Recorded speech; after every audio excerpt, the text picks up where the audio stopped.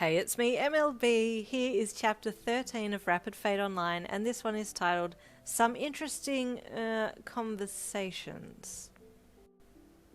Najiri laughed. Gosh, can you imagine me playing Rapid Fate? I'd be terrible.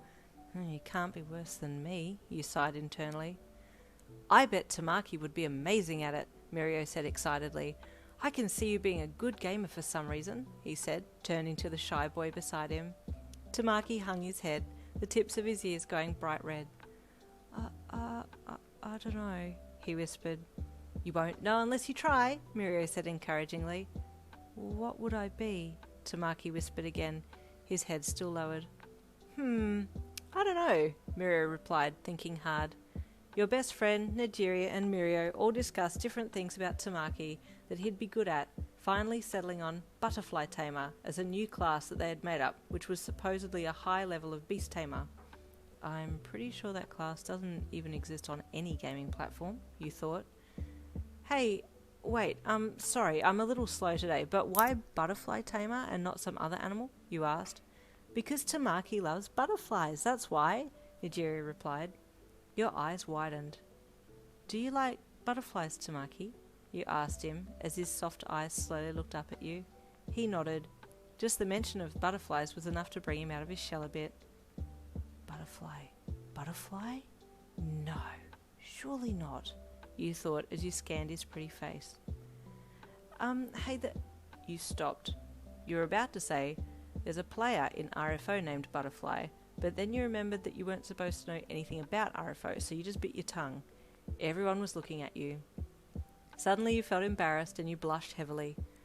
Oh, sorry, don't mind me. I'm tired. Continue your conversation, you said quickly, taking another sip of coffee so that you had your mouth full and wouldn't be able to answer any potential questions.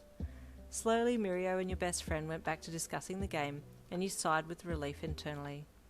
After school, you raced home to see Butterfly again. Play RFO again. You lay down on your bed and placed the nerve gear on your head, smiling as you logged in. As your eyes slowly opened, you focused on Butterfly's empty avatar lying beside you. You had logged out when you were lying on your side yesterday, and you smiled again. He looked so peaceful sleeping there beside you. You studied his face for a while before becoming curious to see if you could feel what his skin felt like.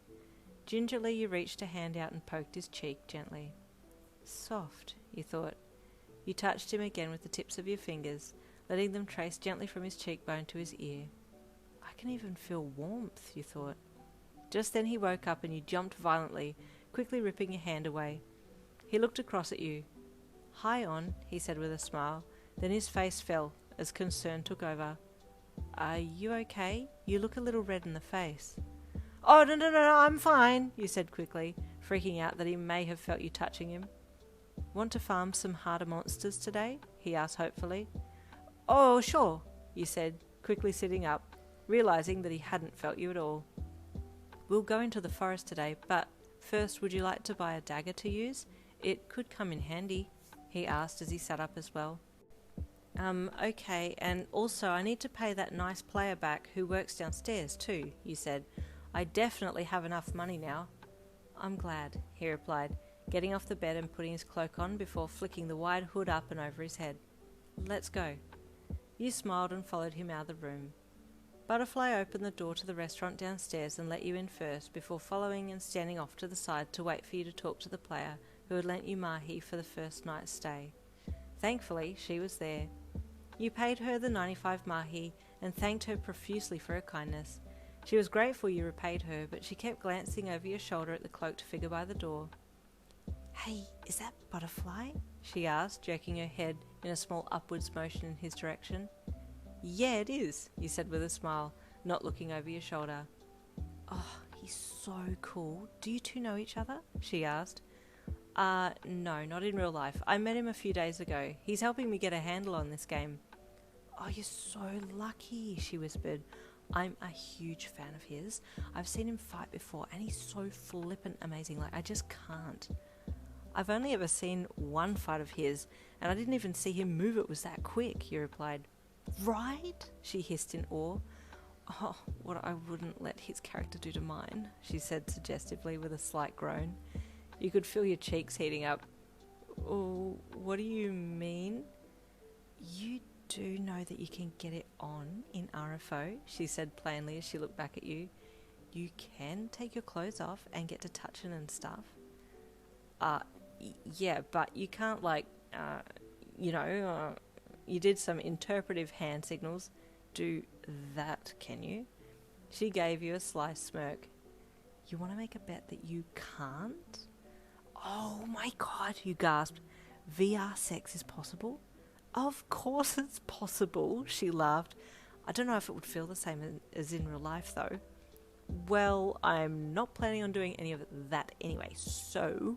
She smirked again. Sure. You gave her a look and turned away. Anyway, thank you again, you said quickly as you walked away. Use protection, she yelled to you as you headed back to Butterfly. You went bright red. What did she mean by use protection? He asked innocently from beneath his hood as you approached him. She meant buy protective gear, you blurted out with embarrassment.